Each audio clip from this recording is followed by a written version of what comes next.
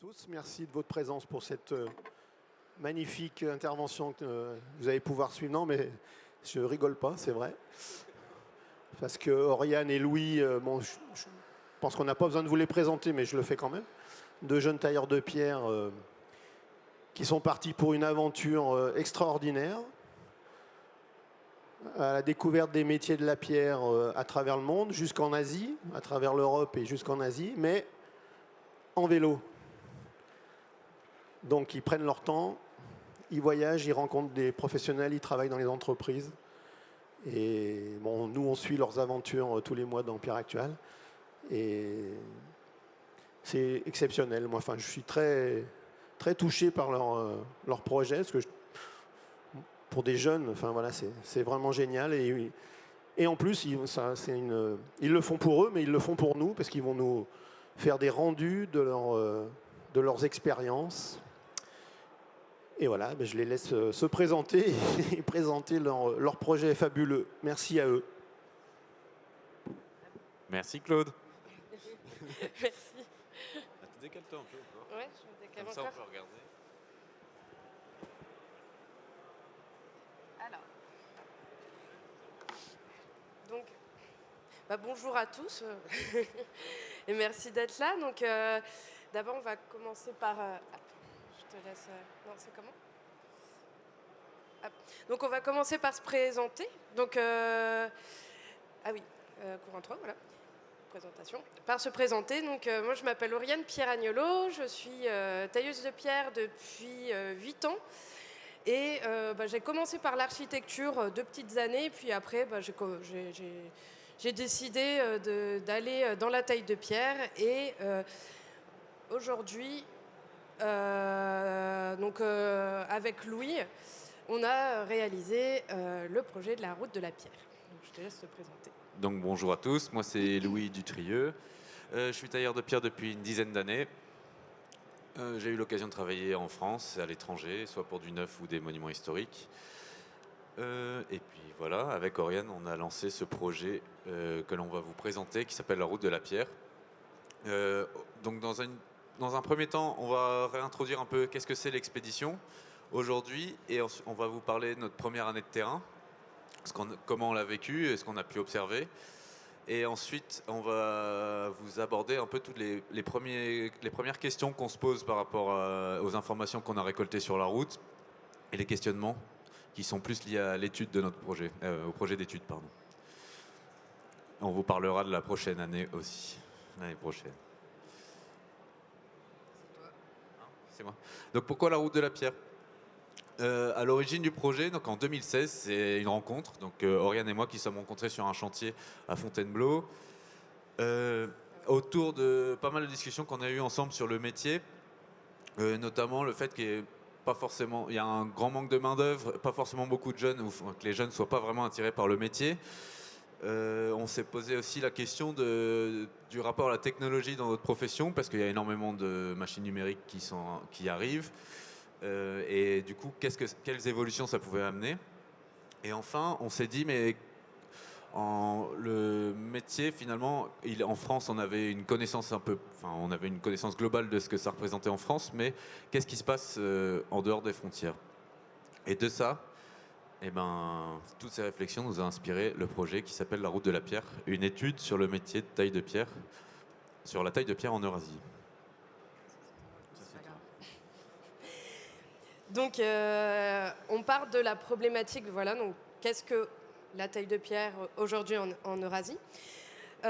Donc, pour répondre à cette vaste question, on va dire, on a décomposé le terme donc, de la taille de pierre en 4 thématiques, afin de pouvoir organiser notre recherche sur le terrain. Donc, la taille de pierre est composée du matériau, à la base, donc la pierre, de l'humain, donc de tous les acteurs du monde de la pierre, mais aussi du savoir-faire. Donc, ils vont mêler l'outil, le geste et la forme. Donc, en fin de compte, c'est la finalité de ce pourquoi on taille la pierre. Donc, on lui donne une forme et une utilisation. Voilà.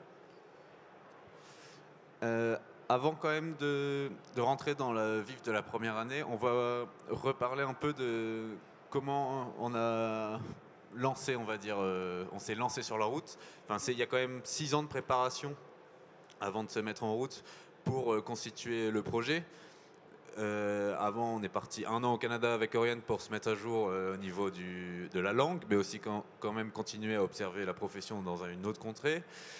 Au niveau de la langue, je parle de l'anglais.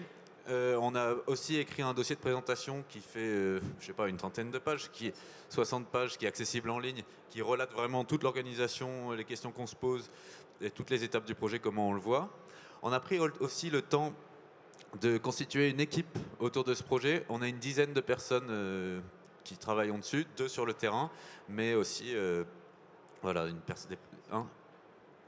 et 10 en France.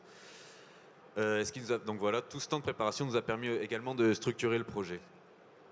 On s'est déterminé, donc voilà, c'est la route de la pierre.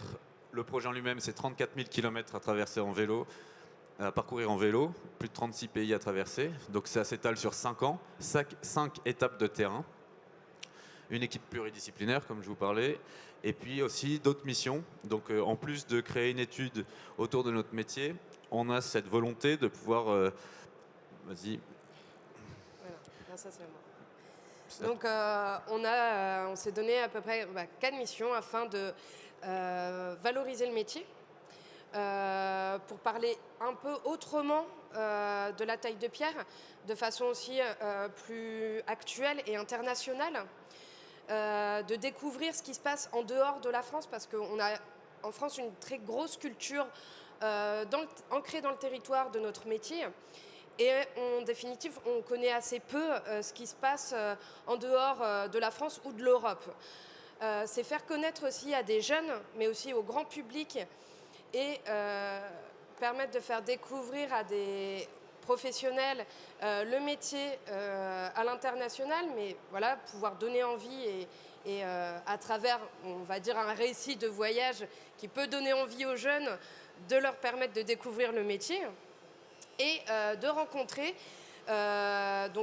nos collègues et les acteurs de la pierre à l'international, afin aussi, ce qu'on aimerait, c'est avec toutes ces personnes pouvoir créer des rencontres et que chacun en tout cas, que quelques-uns puissent se rencontrer et créer vraiment un lien entre les professionnels. Voilà. Comme j'expliquais tout à l'heure, ce que ça représente comme itinéraire, le projet, c'est 36 000 km, 36 pays en Eurasie. Donc l'Eurasie, vous pouvez voir, c'est Europe et Asie qui sont reliés. Ce trajet, finalement, il est inspiré des routes de la soie. Pourquoi les routes de la soie? Parce que ce sont des routes commerciales anciennes, mais finalement qui existent encore. Et donc, qui dit route commerciale, dit prospérité dans certaines zones géographiques, et donc un potentiel d'emploi ou d'activité de taille de pierre plus facile à trouver, quoi. On a choisi le vélo simplement parce que c'est pour des raisons économiques. Ça nous facilite la rencontre aussi énormément, mais surtout, ça nous permet d'observer de manière lente les évolutions architecturales et les évolutions géographiques, contrairement à la voiture qui nous fait accélérer vraiment beaucoup plus vite. Et aussi, on est 4 fois plus rapide qu'à pied, donc ça nous permet quand même d'avancer un peu sur la route, quoi. En termes de matériel, on a l'essentiel, donc du matériel de bivouac pour être en autonomie sur la route, tente, réchaud, tout ça, pour vivre, manger, on va dire, dormir. Mais également, on a avec nous une trousse d'outils, parce que forcément, on est tailleur de pierre et c'est notre langage commun. Et pour travailler, il vaut mieux avoir des outils, c'est quand même indispensable. Donc c'est vraiment une trousse très sommaire, mais qui nous permet de travailler.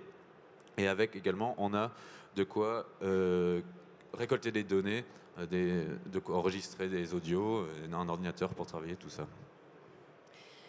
Donc là, on a réalisé donc, la première étape de notre itinéraire, qui est le Danube.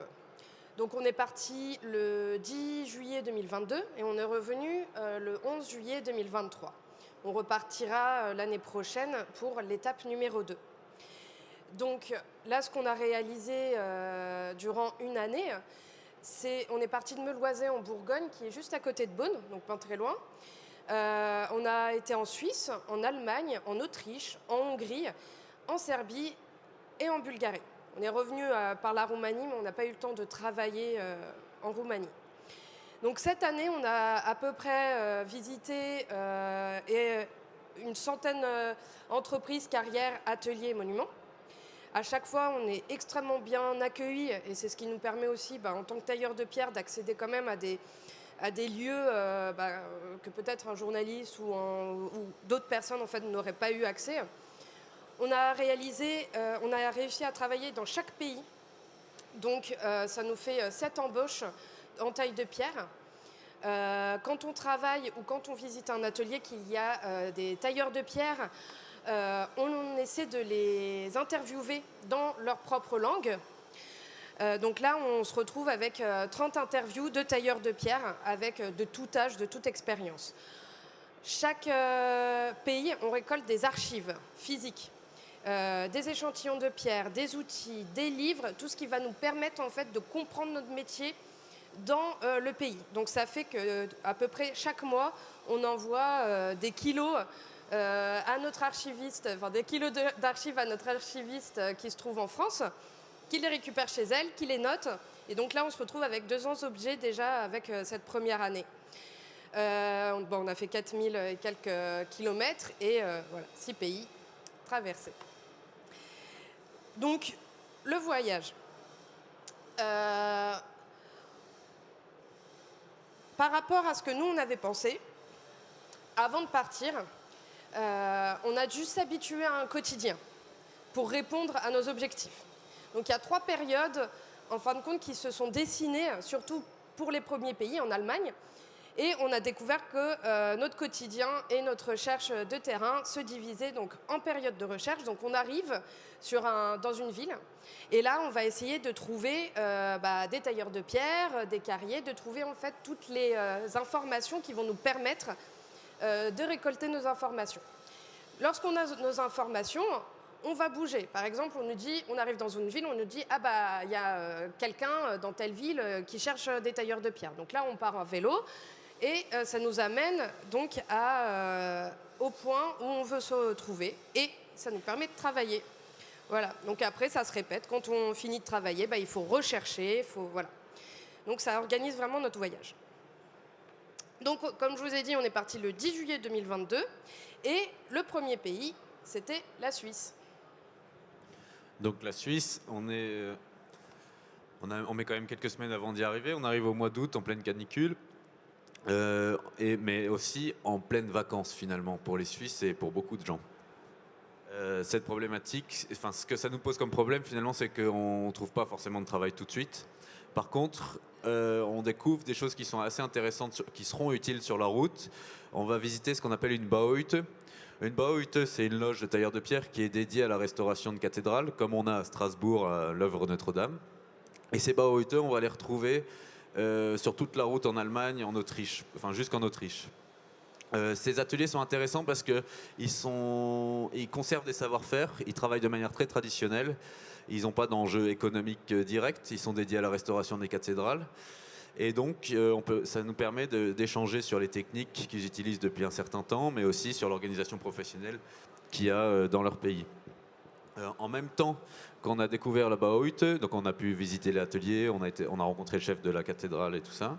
Mais en même temps qu'on a découvert la Bauhütte, on a découvert un terme qui va nous être utile aussi sur la route, qui s'appelle la Verband.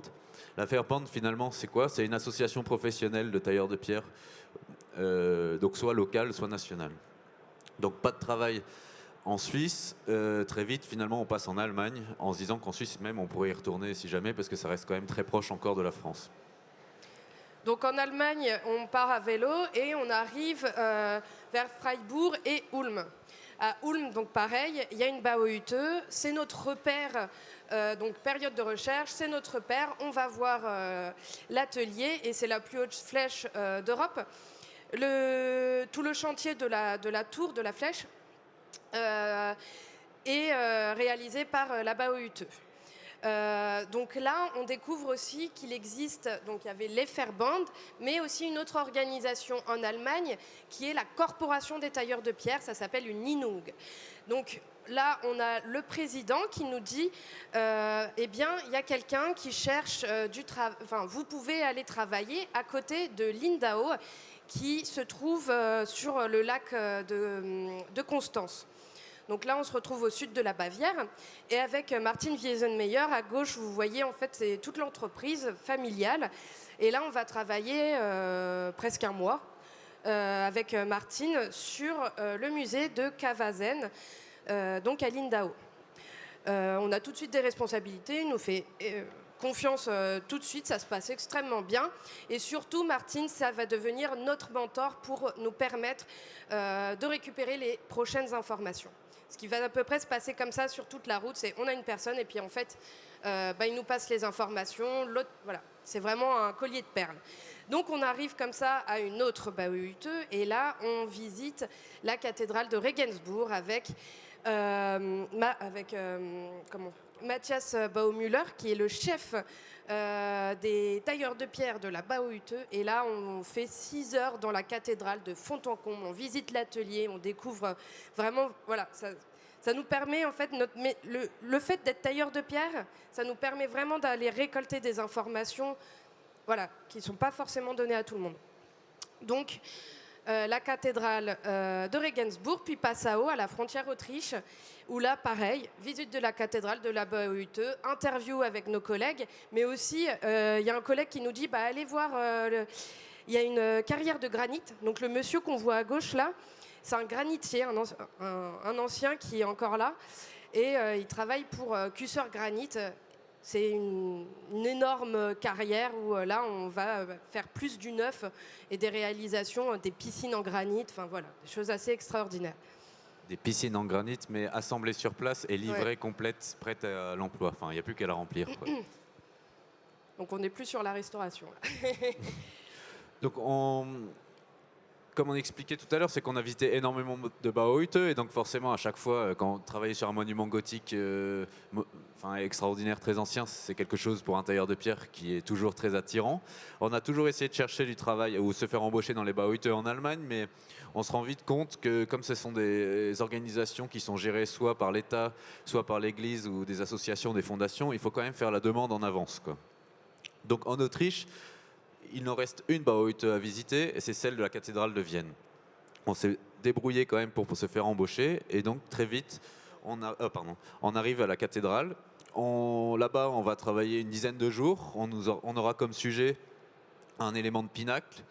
Il n'y aura plus de place à l'atelier au pied de la cathédrale, là où sont les tailleurs de pierre, donc ils vont nous mettre dans les combles de la cathédrale de Vienne. Bon, il y a pire comme bureau pour un tailleur de pierre. Mais 10 jours à Vienne, finalement, c'est peu. Du coup, on demande à nos collègues du travail et on cherche une autre entreprise. Et grâce à nos collègues de la cathédrale de Vienne, on se retrouve à Klosterneuburg, à 9 km finalement de la cathédrale, sur un chantier de restauration d'une flèche d'église. On est à 56 mètres de haut. Bon, comme vous voyez, c'est l'hiver, donc 56 mètres de haut au bord du Danube, à 9 km de Vienne, c'est assez rude. Du vent et la neige, quoi. On finit l'année à Vienne. Oui, on finit l'année à Vienne, 2022. On commence l'année 2023. Voilà, un exemple de l'ambiance. On voit pas bien, mais il y a quand même des flocons de neige qui tombent en ce moment. Voilà. Donc après le chantier de Klosterneuburg, on prend nos vélos et on arrive en Autriche. En Autriche, on a un contact qui est János Nagy, qui est tailleur de pierre d'origine hongroise, mais compagnon, qui a fait son compagnonnage en France, qui est retourné en Hongrie pour reprendre l'atelier de son père. C'est lui qui nous permet d'avoir notre job à côté de Budapest, à l'atelier de Soskut. Soskut, c'est le nom de la carrière, qui est juste à côté en fait de l'atelier, où on va réaliser... il y a la petite vidéo, ouais. Ouais, je sais pas si on va voir. Ouais. Et en fait, à l'atelier. Donc là, on va avoir vraiment des pièces super intéressantes à réaliser pour le ministère des Finances qui se reconstruit sur le mont Bouddha à Budapest. Donc là, on utilise disqueuse, pneumatique, mais l'ancien qu'on voit en jaune à droite, lui, il utilise très peu le pneumatique, il fait beaucoup de choses à la main et en fait, il va aussi vite que nous. Donc c'est assez impressionnant. 52 ans d'expérience, l'ancien. Et juste à côté, nous, on est livré directement de la pierre qui a même pas 1 kilomètre. Donc la carrière, quand on a besoin de pierre, on demande j'ai besoin d'un caillou de 50 sur 60. On va voir le carrier, il nous le débite, hop, on le prend et on taille directement à l'atelier, quoi. Donc voilà la super équipe avec l'ancien dont je vous parlais, Harpy, là, en ZZ Top. Et voilà. En Hongrie aussi, ce qui est extrêmement intéressant, c'est qu'à Budapest, il existe un quartier des marbriers juste à côté du cimetière, avec encore 3 forges, dont celle de Ola Mihail, et lui, il est taillandier. Donc il est forgeron, mais spécialisé dans, on peut peut-être dans les outils de tailleur de pierre. Donc forcément, on lui en commande, sachant que c'est vraiment... il n'a pas de repreneur, il est assez âgé. Donc ça pose aussi des questions sur est-ce que... voilà, on aura encore ces outils. Les outils qu'on vous fait passer, ce sont des outils que Ola a forgés. Ce ne sont pas ceux avec lesquels on travaille nous, parce que nous, on a fait faire des outils sur mesure, adaptés pour les matériels pneumatiques aussi en même temps. Voilà, pour vous montrer un peu la qualité de la forge qu'il peut produire. Donc, après cette période de presque 2 mois en Hongrie, finalement, on passe en Serbie, où là, en Serbie, une des particularités, c'est qu'on n'est plus dans l'Union européenne. C'est une zone finalement où on a très peu d'informations et donc on recherche du boulot. On arrive à Belgrade, la capitale, où on visite la cathédrale. On se rend compte que cette cathédrale qui est aux allures de pierre est finalement toute en plaquage, en marbre. Donc ça donne aussi un peu l'allure de ce qu'on va pouvoir voir. Et il y a énormément de traces de machines numériques aussi sur le travail qui a été fait. Juste avant d'arriver en Serbie, on a été contacté par Angelka. Angelka qui est architecte et professeur d'architecture à Belgrade, qui découvre la taille de pierre récemment. Elle a toujours eu un intérêt et donc elle nous contacte. Elle nous contacte et on lui propose de se rencontrer au Stone Expo, qui a lieu forcément à la période où on est présent. Ce Stone Expo va nous révéler finalement qu'il y a peu de tailleurs de pierre dans le coin. On voit énormément de fournisseurs de pierre, des marbriers, pour la marbrerie ou pour énormément de plaques, tout ça, mais pas d'entreprise proprement dit de taille de pierre. On découvre même finalement que les tailleurs de pierre sont formés essentiellement en Croatie, les tailleurs de pierre serbes, quand ils sont formés. Donc on continue de chercher des entreprises. On n'en trouve pas et c'est que à la frontière bulgare, quand on arrive à la frontière bulgare à côté de Negotine, à Roglievo, dans un petit village, on rencontre des Français qui sont dans un village vigneron qui est à moitié perdu. Autour de ce village, il y a d'autres bâtisses en pierre très tendre. Et là, on se dit, c'est pas possible, on va trouver des tailleurs de pierre, enfin quand même, quelque chose, mais non, rien du tout. Sauf que les Français qu'on rencontre au hasard dans un village qui sont installés pour produire du vin étaient en train de retaper leur grange, une des cuveries, pardon. On peut apercevoir l'arc justement qui est en train d'être reconstruit, la typologie de l'arc. Les maçons qui reconstruisent la grange, il leur manque des pierres finalement. Et donc, nous, on se propose de compléter les parties manquantes avec le peu d'outillage qu'on a dans une pierre très tendre comme ça va vite. En gros, en 2 jours, on retaille les parties de bandeaux qu'on peut voir qui sont au-dessus de l'arc, là, qui ressemblent à des petits nuages. Donc, on a réussi finalement à travailler en Serbie, malgré tout. Et donc, après, on arrive en Bulgarie. Donc la Bulgarie, ce sera le dernier pays dans lequel on va pouvoir travailler. Là, on a des informations avec une professeure de l'école de Kounino, qui est la seule école de taille de pierre de Bulgarie. Mais aussi géographiquement, on va sur Google Maps, hein, et quand on voit une grosse tache blanche, c'est que potentiellement il y a des carrières. Donc là, c'est ce qui se passe. Donc on va voir la carrière de Mesdra. On est vraiment sur une pierre d'une très grande qualité avec des blocs, une possibilité d'extraction assez impressionnante. Nous, ça nous a fait un peu penser aux carrières de Massangy en France. Et on visite aussi l'entreprise qui tient la carrière, où avant, en fait, dans les années 70, là, dans le bâtiment que vous voyez, il y avait 300 tailleurs de pierre. Aujourd'hui, les tailleurs de pierre ont été pour la plupart remplacés par des machines et il reste un tailleur de pierre, réellement. Après, c'est des techniciens et donc on cherche dans la région, on ne va pas travailler dans cette usine-là, mais on cherche dans la région vraiment des tailleurs de pierre, est-ce qu'il en reste? Et on tombe sur une entreprise un peu paumée au milieu de la campagne, mais entreprise familiale tenue par 2 frères. Donc là, comme vous voyez, donc on se dit, bon, il va y avoir, voilà, ils vont travailler un peu à la main et tout, mais non, ils ont investi il y a 5 ans dans une machine-outil, donc dans un bras robotique. Donc là, on se retrouve vraiment sur une forme d'entreprise artisanale, mais 2.0, donc avec une machine-outil dans leur grange au milieu de nulle part en Bulgarie, quoi. Donc ça a été assez une expérience intéressante pour voir au niveau des évolutions techniques voilà, et de l'appropriation de l'outillage, même dans des endroits paumés. Voilà. Et le retour, après la Bulgarie, on va vite fait aller en Roumanie. On va quand même aller voir la mer Noire en continuant un peu nos prospections de carrière, etc. Et on retourne le 11 juillet en bus, on met les vélos dans le bus, et Roumanie, Paris, et on arrive en France le 11 juillet 2023. Voilà, après 1 an. Donc, vas-y. Donc finalement, qu'est-ce qu'on peut... Bon, on vous a fait vraiment une synthèse express, on a cité quelques éléments. Vraiment sur toute la route, on a visité des carrières, on a visité beaucoup plus d'entreprises, mais c'est difficile de partager toutes ces informations comme ça sur un petit temps. Par rapport aux présentations qu'on a pu faire d'habitude, ça nous tenait à cœur aujourd'hui de pouvoir vous partager quand même des premiers résultats ou de vous expliquer un peu où en était notre étude et dans quel contexte on pouvait vous amener des premières observations. Comme on expliquait tout à l'heure, notre étude, on l'a basée sur 4 thèmes de recherche qui sont le matériau, l'humain, les savoir-faire et la forme.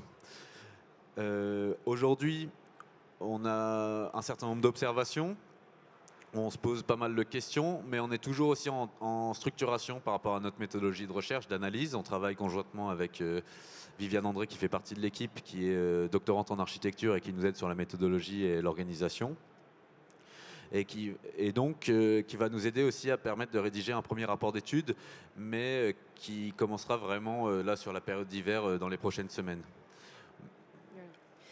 Donc par rapport à nous, ce qu'on a pu observer sur cette première étape, donc ce qu'on vous a présenté autour du Danube, on peut voir dans le matériau, par exemple la Chochkout, comme on a pu voir, c'est une pierre très tendre, donc ça va être la photo à droite.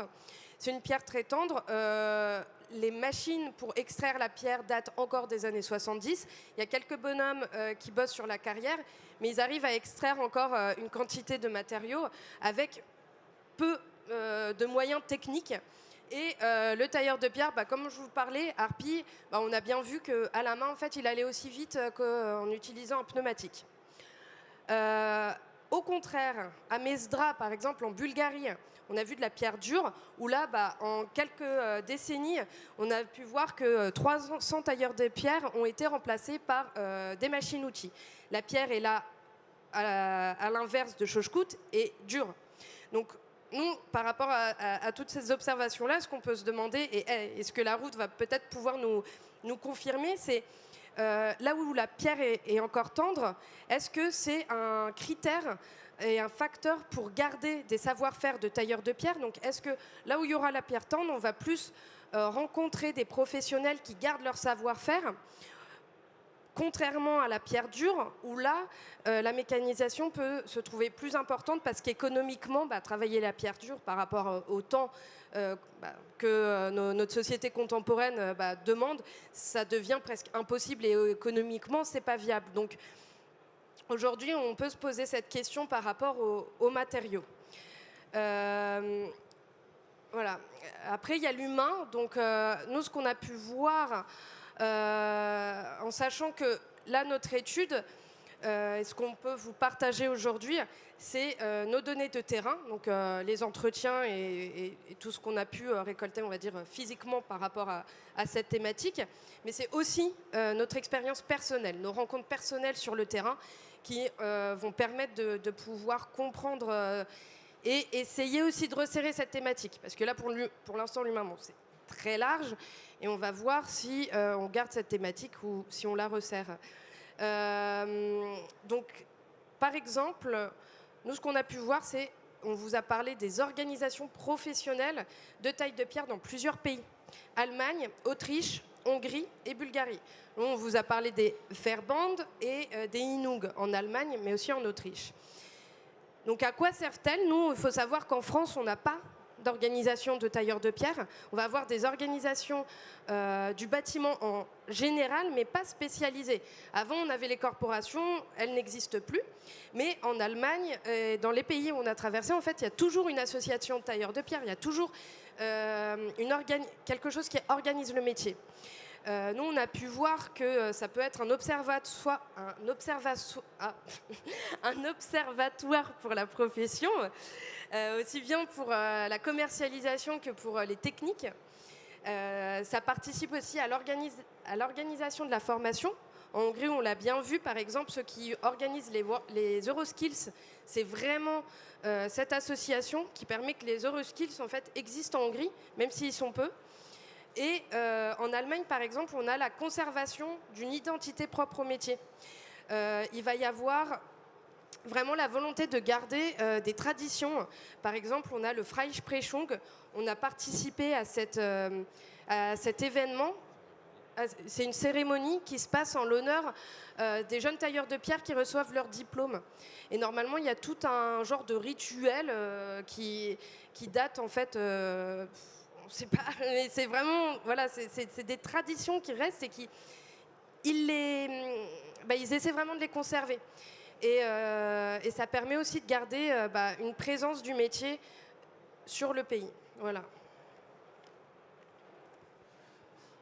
Dans nos observations, il y a les savoir-faire. À travers les savoir-faire, qu'est-ce qu'on peut voir? C'est à la fois des techniques qui sont utilisées, des outillages.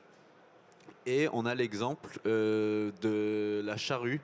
La charrue, c'est un outil qui est assez large, qui permet de dresser des faces et de finir des faces. C'est un ciseau très large.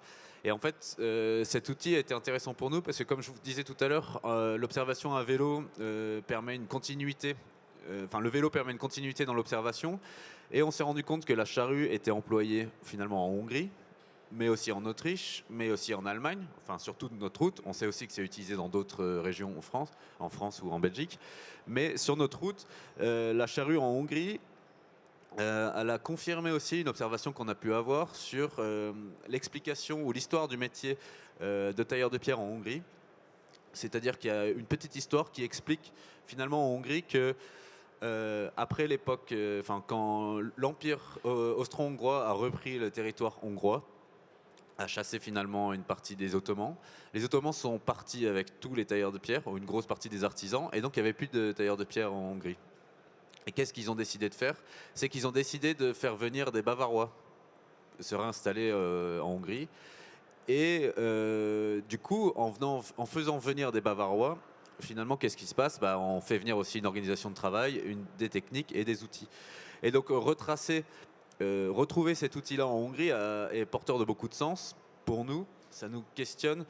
Ça nous confirme aussi le choix que cet itinéraire continu permet d'observer ce genre de transmission de techniques et puis de voir un peu comment les Hongrois se sont réappropriés l'outil et son utilisation. Donc finalement, ça nous questionne sur l'appropriation d'un outillage aujourd'hui et sur la modification que les gens peuvent en faire, quoi. Une autre observation, là, qui est plus liée à la forme, c'est que en France, par exemple, on a bien conscience qu'à l'école, on apprend, quand on est apprenti tailleur de pierre, en formation en taille de pierre, on apprend forcément les classiques, toutes les antiques, grecs, romains, les modèles comme ça. On apprend également l'époque romane et l'époque gothique. Mais qu'est-ce qui se passe dans les autres styles? Qu'est-ce qui se passe dans les autres pays? C'est très peu développé. Et en visitant l'école de taille de pierre en Bulgarie, on est tombé sur un bouquin qu'on nous a offert, comme beaucoup de livres techniques qu'on nous a offerts. Et ce livre-là, finalement, qu'est-ce que c'est? C'est une traduction d'un livre technique allemand en bulgare. Et ce qui est intéressant dans la transmission de style, c'est que dans ce livre technique allemand, si on observe un peu les planches qui sont proposées, bah, c'est du gothique, néo-gothique, germanique à fond. Et donc ça nous questionne, enfin je vous le fais passer parce que c'est toujours intéressant. Et nous, ce qui nous interroge là-dessus, c'est est-ce que l'identité du métier est propre à son pays, au propre local, mais aussi est-ce que ça peut pas, il n'y a pas des modifications qui peuvent s'opérer justement par la transmission de ce genre de livres techniques qui abordent des formes totalement différentes. Notamment en Bulgarie où au final, ce qui entoure culturellement les tailleurs de pierre, c'est les constructions ottomanes, donc dans un style qui est quand même assez différent. Donc, hop là. Ouais. Donc, après cette première partie réalisée donc, pendant un an, là, cet hiver, on va essayer donc, d'organiser ces observations, de rédiger une partie donc, de cette première étude. Et l'étape 2, donc au printemps prochain, printemps 2024, on repart pour continuer l'itinéraire et attaquer la partie numéro 2. Donc ça va être l'Asie centrale. On prend l'avion, là, cette fois-ci, jusque France-Géorgie. Azerbaïdjan, après donc, bon, le 12 Turkménistan, on ne va pas y passer, c'est politiquement trop instable. On va faire l'Ouzbékistan, Kazakhstan, Kirghizistan et Tadjikistan. Donc frontière chinoise, on s'arrête à l'Himalaya, on va éviter d'y passer en vélo et on rentre en France. Nos parties, donc comme là, ça fait plusieurs mois qu'on est en France, ça nous permet aussi de partager, comme aujourd'hui, notre expérience. On a une exposition aussi. Là, on va installer à l'École nationale d'architecture de Paris-Val-de-Seine, qui se trouve au sud de Paris, pendant une dizaine de jours, l'exposition qui relate donc par des photos et par des explications, ce qu'on vient un peu de vous présenter, mais en plus détaillé. Et on a une conférence à Baugé en Anjou, la grande ville de Baugé en Anjou. Et on essaie aussi voilà, de pouvoir réaliser des ateliers. Après, donc, on a la rédaction, on a aussi la gestion d'équipe, la gestion de projet. Là, on a tout l'itinéraire avec les visas et l'organisation de l'étape 2. Mais on travaille aussi sur d'autres projets comme un podcast. Et potentiellement, on va voir pour réaliser pas des formations pédagogiques, des supports pédagogiques, voilà, autour de la taille de pierre. Et il faut se rendre compte que ce projet on a pris du temps pour le monter et donc forcément on a sollicité un certain nombre de partenaires, soit institutionnels, techniques, et en support pour l'étude ou pour l'accompagnement, l'organisation du projet, mais aussi des mécènes. Il y a énormément de mécènes de notre projet qui sont présents aujourd'hui sur le salon, qu'on remercie. Et on est toujours aussi à la recherche de ce genre de soutien pour la préparation de l'étape 2.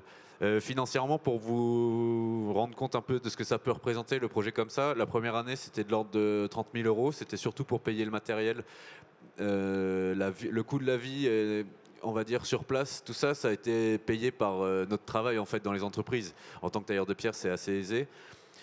Donc 30 000 € finalement, c'est pas tant que ça, le matériel de base maintenant qu'il a acheté. Mais l'année prochaine, les frais sont vraiment différents. Les frais sont différents parce qu'il y a le déplacement en avion, forcément. Il y a les coûts de visa qui n'étaient pas présents en Europe. Hein, et les frais d'études,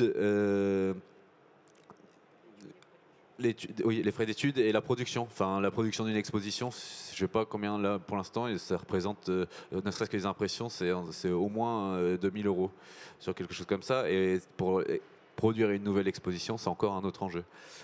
À terme également, on essaye d'autonomiser le projet au maximum, donc par le biais de production, comme on disait, la création de podcasts, la création d'expositions, ce genre de choses. On écrit également un bulletin mensuel que vous pouvez retrouver grâce à Pierre Actuel en début de magazine, toute l'année quand on est sur la route. Et donc c'est des choses comme ça qui nous permettent de nous faire connaître, mais aussi de pouvoir nous aider sur le soutien financier. Donc merci à tous pour votre attention. Ouais, merci. Et si vous avez des questions, n'hésitez pas aussi. Voilà.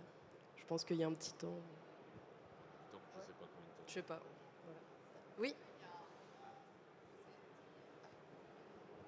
Est-ce qu'il y a un moment où vous vous êtes dit « Ah là, c'est pas possible, comment on fait ?» Enfin, où il y a eu un blocage sur la route, je sais pas, j'ai aucune idée parce que je suis pas à votre place, mais est-ce qu'il y a un moment où vous avez remis en question peut-être la route de la pierre finalement ?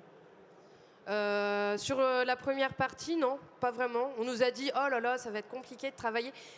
En Suisse et en Allemagne, les 2 premières personnes qu'on a rencontrées, vraiment dans une entreprise, ils nous ont dit « Oh là là, vous n'allez jamais réussir à travailler et tout ». On fait « Mais ils sont bêtes ou quoi ?» Enfin, mais non, on n'y croit pas, ça. Mais par contre, l'année prochaine, là, c'était l'Europe. Donc, on n'avait aucune contrainte de temps parce qu'on peut rester dans le pays sans visa, on pouvait se déplacer sans demande de visa ou quoi. Donc, au niveau sécurité, voilà, on ne se posait pas vraiment de questions.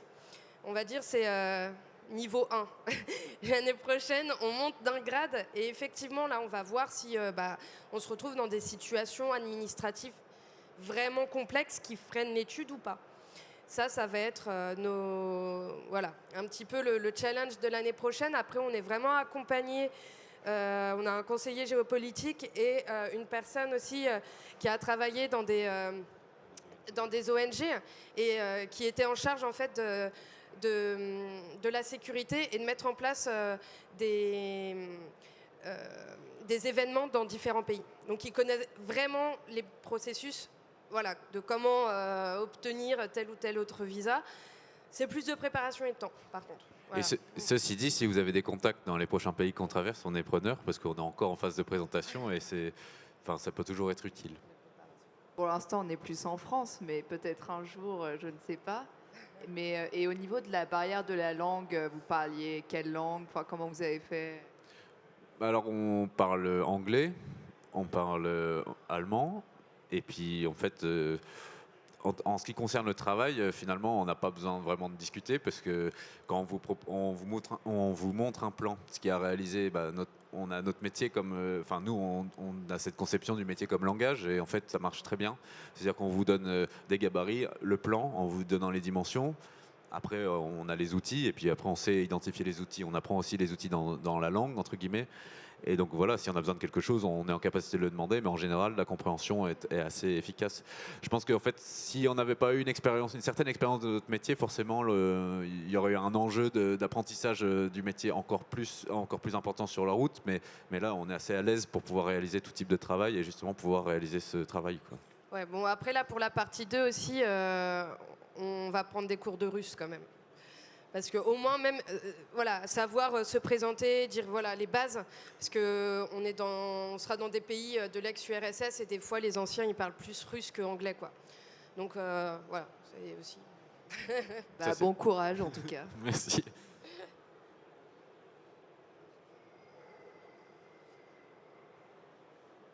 Je ne sais pas si vous avez d'autres questions. Non ? Après, on est aussi à l'entrée. On a un stand là-bas à l'entrée où dans une vitrine, on a encore d'autres échantillons de notre expédition, une petite partie. Et puis, on est tout à fait disponible pour répondre à vos questions si vous êtes trop timide maintenant. En tout cas, merci beaucoup. Attends, il y a une question. Il y a une question. Comment vous envisagez la suite de l'étude au niveau de la présentation ou à quoi elle pourra servir? Comment elle pourrait se présenter? J'en profite d'ailleurs, c'est intéressant comme question et j'ai oublié de poser la question parce qu'on profite de faire une présentation pour toujours solliciter un peu les gens, mais on a quand même l'objectif de monter un comité scientifique autour de notre étude. Pourquoi? Parce que nous sommes tailleurs de pierre, donc il y a certains aspects du métier qui nous intéressent, en termes d'outillage, en termes de forme, voilà. Mais on sait très bien que ça peut intéresser des sociologues, ça peut intéresser des anthropologues, ça peut intéresser d'autres professionnels, des architectes ou des choses comme ça. Et on sait aussi que leur regard peut enrichir l'étude d'une autre manière. Et donc on est tout à fait ouvert à intégrer d'autres personnes sur le projet de recherche pour élargir sa portée. On met en place petit à petit notre base de données, on va la rendre disponible via un logiciel qui s'appelle ArcGIS, qui est un logiciel de SIG. Et est-ce que ça répond complètement à la question? À côté, à moitié, mais... Non, donc l'étude, elle sera sous forme, elle sera imprimée.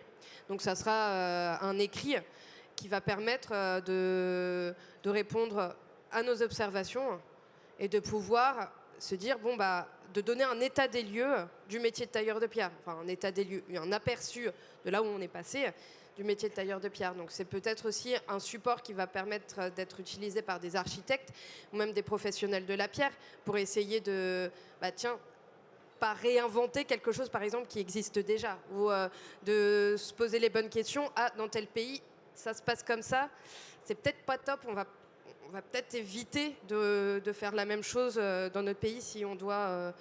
voilà. Donc c'est aussi donner des réponses et une vision, je pense, de réflexion sur le métier, mais un peu plus générale, quoi. Je sais pas si c'est ça.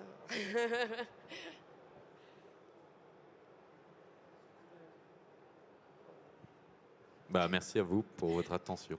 Merci.